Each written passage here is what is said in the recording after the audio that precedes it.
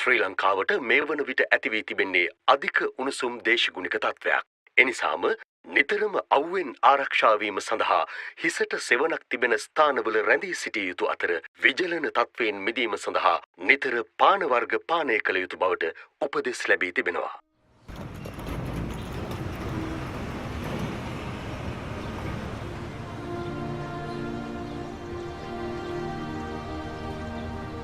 එහෙත් අවුව වැස්ස නොතකා රැකියාවේ හෝ එදිනෙදා ජීවන රටාවන්හි යෙදී සිටින බොහෝ පිරිසක් අප අතර සිටිනවා නොවේද?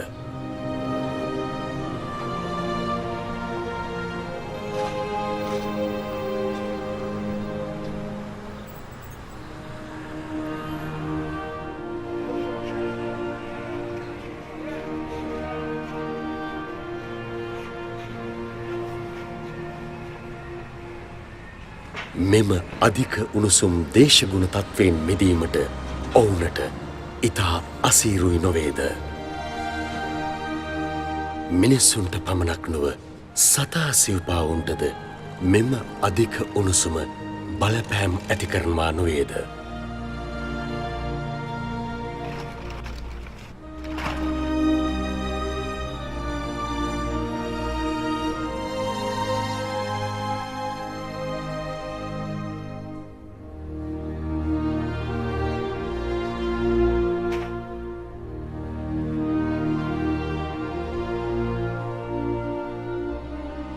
සංවේදී හදවත් ඇති ශ්‍රී ලාංකිකයින් වන අපි අපේම සහෘදයින් වෙනුවෙන් මෙවන් උණුසුම් කාලයන්හි සිසිලස පැතිරවීමට කළ යුත්තේ කුමක්ද?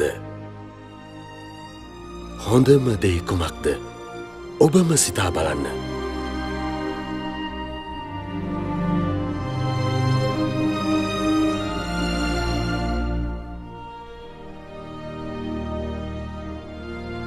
සිසිලසට ඉඩ දෙන්න.